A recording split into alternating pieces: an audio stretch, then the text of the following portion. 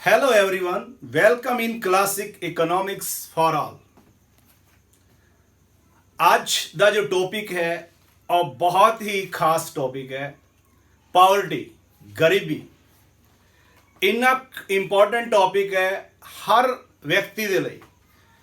कोई भी व्यक्ति जरूरी नहीं है कि वो स्टूडेंट होए, मतलब +1 या +2 ਦਾ या graduation level the.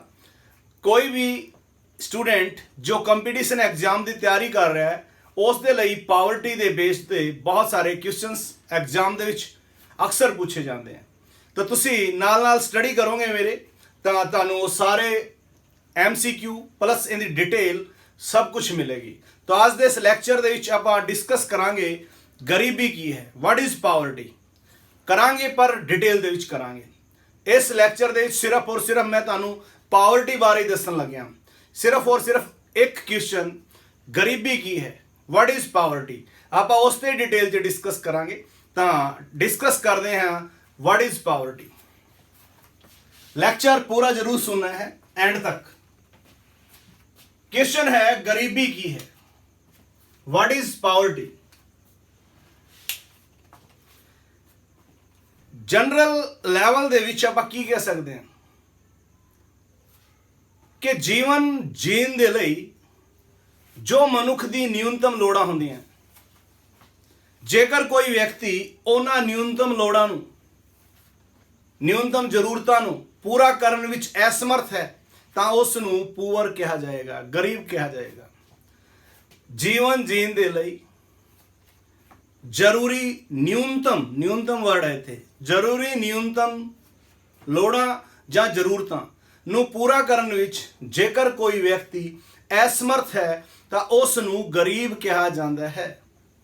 if a person fails to get minimum requirement of life called poor। ਇਹ ਤਾਂ ਇੱਕ ਜਨਰਲ मीनिंग ਹੈ ਦਾ। ਟੈਕਨੀਕਲ मीनिंग देखते हैं ਆਪਾਂ। एक लाइन 'ਚ ਤੁਸੀਂ ਲਿਖਣਾ ਹੋਏ ਕਿਵੇਂ ਲਿਖੋਗੇ। 2 मार्क्स से आ रहे गरीबी तो की भाव है, गरीबी तो भाव है जीवन, सेहत अते निपुणता लई न्यूनतम उपभोग। वर्ड है न्यूनतम उपभोग, लोड़ां दी प्राप्ति दी अयोग्यता। यानी कि गरीबी तो भाव है जीवन, सेहत अते निपुणता लई न्यूनतम उपभोग, लोड़ां दी प्राप्ति दी अयोग्यता।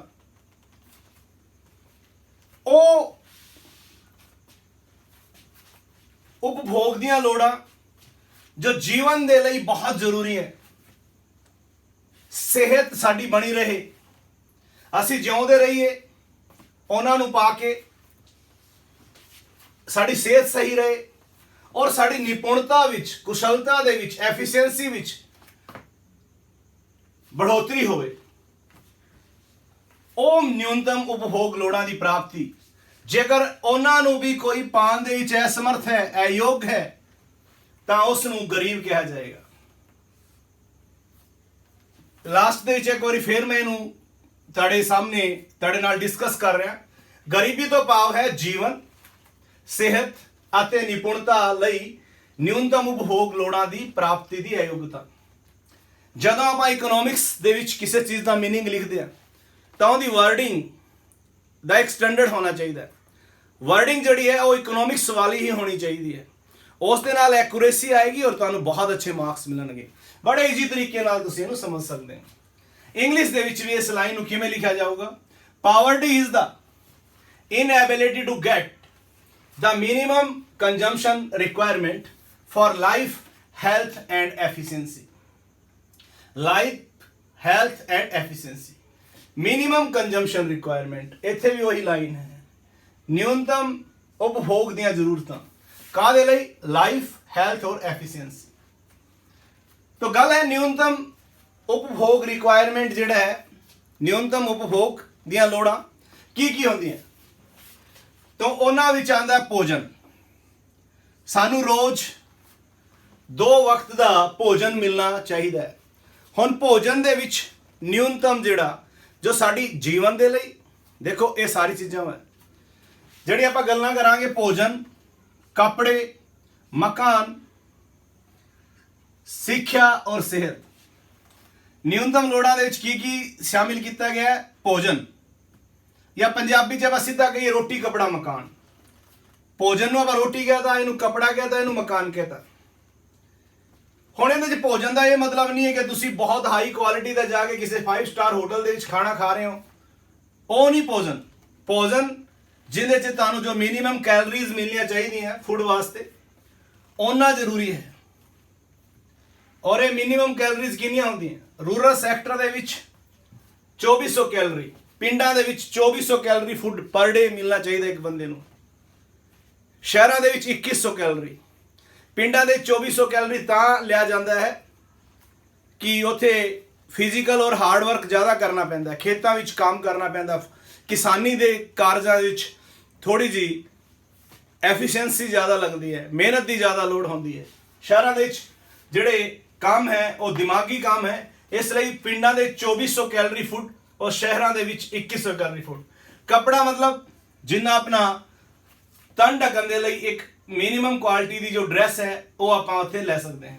ਮਕਾਨ, ਮਕਾਨ ਇਹ ਨਹੀਂ ਕਿ ਬਹੁਤ ਹਾਈਫਾਈ ਮਕਾਨ ਹੋਵੇ ਜਿਹੜਾ ਹਰ ਮੌਸਮ ਦੇ ਵਿੱਚ ਤੁਹਾਨੂੰ ਪ੍ਰੋਟੈਕਟ ਕਰੇ, ਉਹੋ ਜਿਹਾ ਮਕਾਨ ਹੋਵੇ।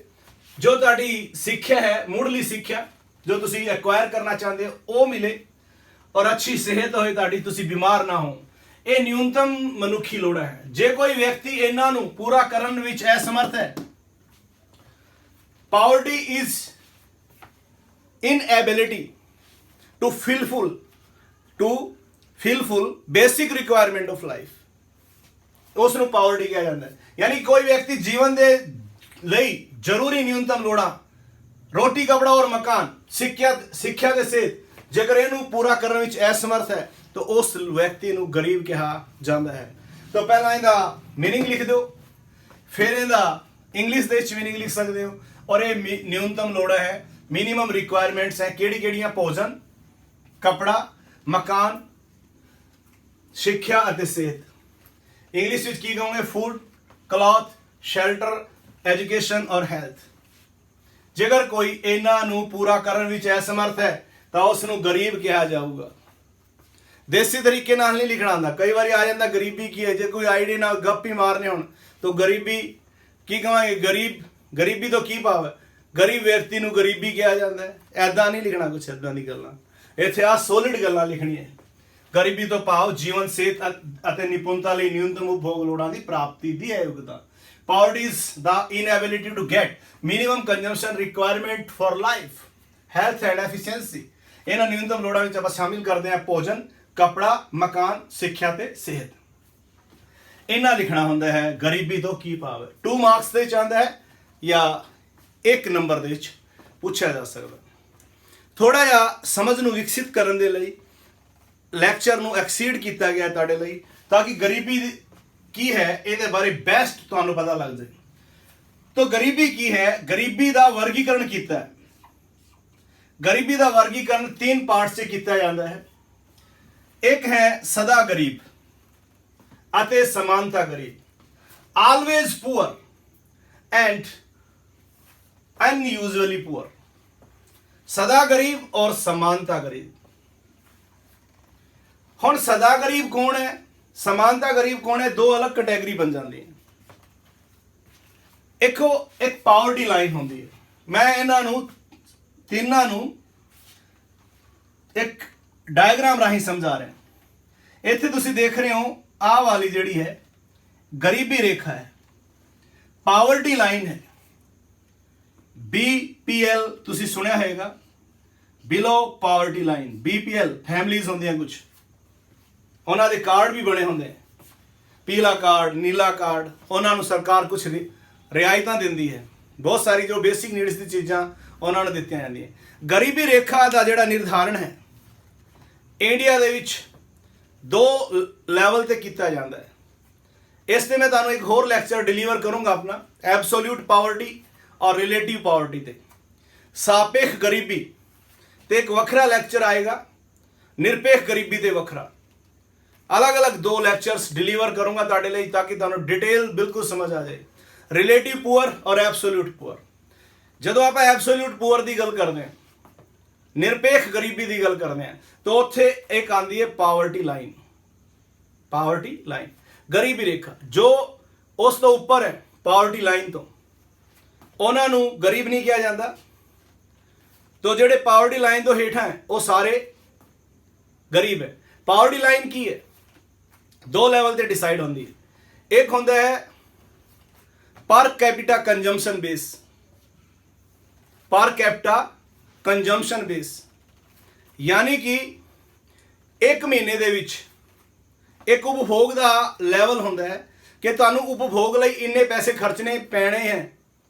ਜੋ ਇੰਨੇ ਪੈਸੇ ਖਰਚ ਕਰ ਸਕਦਾ ਹੈ, ਕਿੰਨੇ ਕਰ ਸਕਦਾ ਹੈ ਦੱਸ ਦੇਣਾ ਥੋੜਾ ਜਿਹਾ ਤੇ, ਤਾਂ ਕਿ ਅੱਛਾ ਸਮਝ ਆ ਜਾਏ। ਰੂਰਲ ਸੈਕਟਰ ਦੇ ਵਿੱਚ, ਪੇਂਡੂ ਖੇਤਰ ਦੇ ਵਿੱਚ ਜਿਹੜੀ ਅੱਜ ਕੱਲ ਦੀ ਪਾਵਰਟੀ ਲਾਈਨ ਹੋਣ ਦੀ ਗੱਲ ਕਰ ਰਿਹਾ ਮੈਂ, ਟਾਈਮ ਟੂ ਟਾਈਮ ਬਦਲਦੀ ਰਹਿੰਦੀ ਹੈ ਪਾਵਰਟੀ ਲਾਈਨ। ਇਸ ਤੋਂ ਪਹਿਲਾਂ ਇਹ ਹੋਰ ਮੈਜਰਮੈਂਟ ਸੀ, ਪਰ ਹੁਣ ਇਹ ਤੇਂਦੁਲਕਰ ਕਮੇਟੀ ਦੁਆਰਾ ਰਿਕਮੈਂਡਡ ਕੀਤੀ ਗਈ ਇੱਕ ਸਟੇਟਮੈਂਟ ਹੈ ਜੋ 2011-12 ਦੇ ਅਕੋਰਡਿੰਗ ਪਾਵਰਟੀ ਲਾਈਨ ਡਿਸਾਈਡ ਕੀਤੀ ਹੋਈ ਆਪਣੀ 2011-12 ਦੇ ਅਕੋਰਡਿੰਗ। ਉਹਦਾ ਡਾਟਾ ਤੁਹਾਡੇ ਸਾਹਮਣੇ ਪੇਸ਼ ਕਰ ਰਿਹਾ। ਰੂਰਲ ਸੈਕਟਰ ਦੇ ਵਿੱਚ 816 ਰੁਪਏ, ਰੂਰਲ ਸੈਕਟਰ ਦੇ ਵਿੱਚ 816 ਰੁਪਏ, ਅਰਬਨ ਸੈਕਟਰ ਦੇ ਵਿੱਚ 1000 ਰੁਪਏ। ਜੋ ਰੂਰਲ ਸੈਕਟਰ ਦੇ ਵਿੱਚ ਇੱਕ ਮਹੀਨੇ ਦੇ ਇੱਕ ਵਿਅਕਤੀ 816 ਰੁਪਏ ਉਪਭੋਗ ਤੇ ਖਰਚ ਕਰ ਸਕਦਾ ਹੈ, ਅਰਬਨ ਸੈਕਟਰ ਸ਼ਹਿਰੀ ਖੇਤਰ ਦੇ ਵਿੱਚ 1000 ਰੁਪਏ ਕਰ ਸਕਦਾ ਹੈ। ਇਹ ਆਪਣਾ ਪਾਵਰਟੀ ਲਾਈਨ ਬਣ ਗਿਆ, ਡਰਾਅ ਕਰਤੀ ਪਾਵਰਟੀ ਲਾਈਨ ਆਪਣੀ। ਜਿਹੜੇ ਇਸ ਤੋਂ ਜ਼ਿਆਦਾ ਖਰਚ ਕਰ ਸਕਦੇ ਹਨ ਉਹ ਗਰੀਬੀ ਰੇਖਾ ਦੇ ਹੇਠਾਂ ਨਹੀਂ ਆਣਗੇ, ਯਾਨੀ ਕਿ ਉਹ ਗਰੀਬ ਨਹੀਂ ਕਹੇ ਜਾਣਗੇ।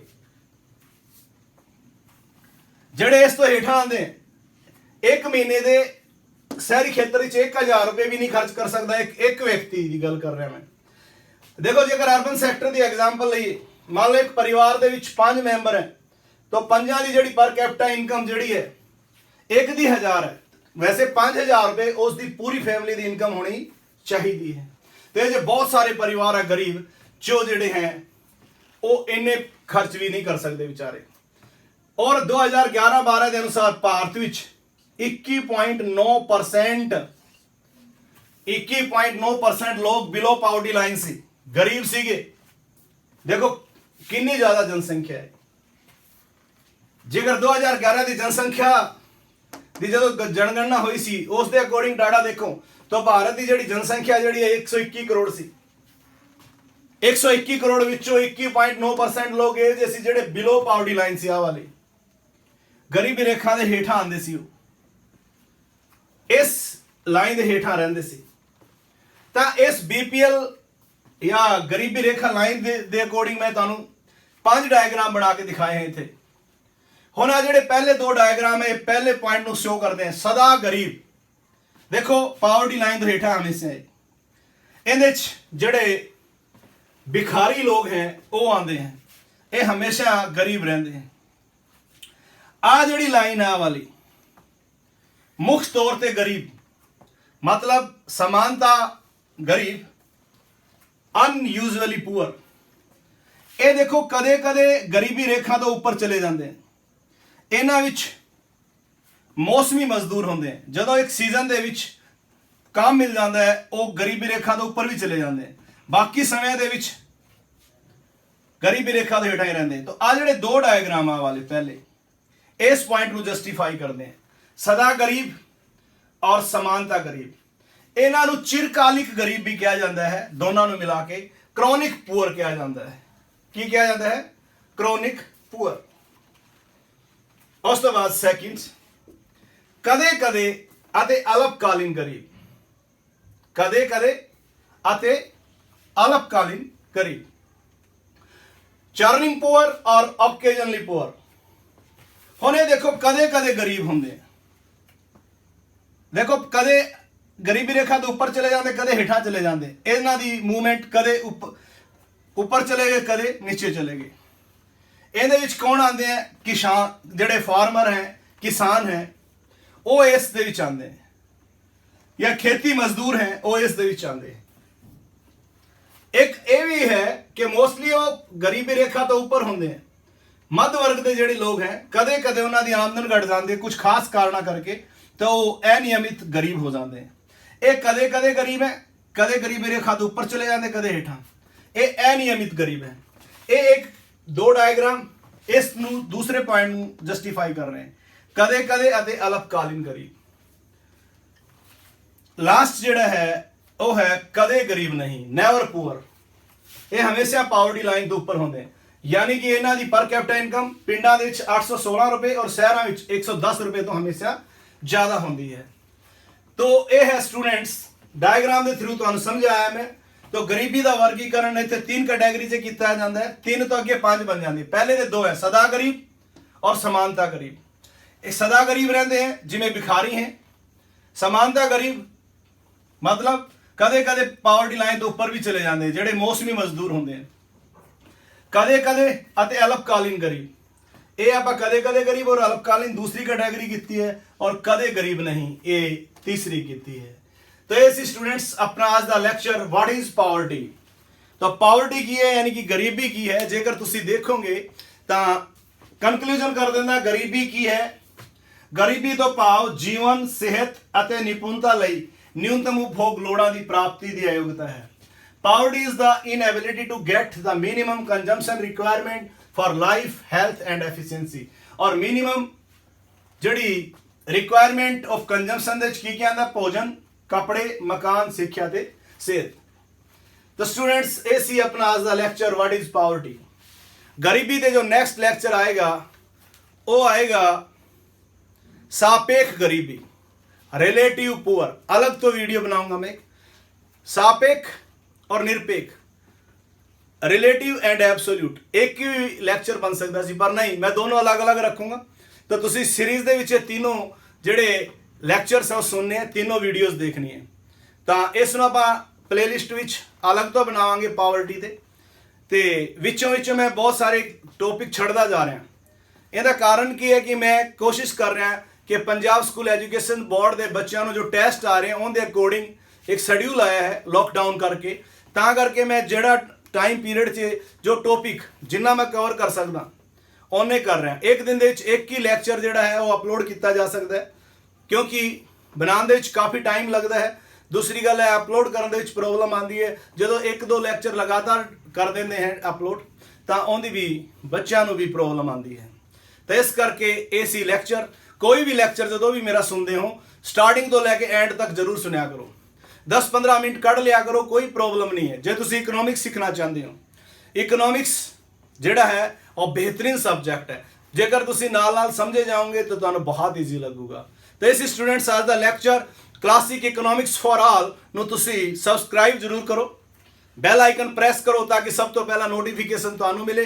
लैक्चर जेकर तुहानूं अच्छा लग्या होए तो लैक्चर नूं लाइक जरूर दो, क्योंकि इहदे नाल सानूं मोटिवेशन मिलती है, हौसला वधदा है, जोश वधदा है। और नाल ही अपने साथियों के नाल, कोलीग्स के नाल और अपने स्टूडेंट्स के नाल इसनूं शेयर करो। चंगी चीज़ शेयर करन दे विच कोई नुकसान नहीं हुंदा। तो इस स्टूडेंट्स आज दा लैक्चर थैंक्स अ लॉट।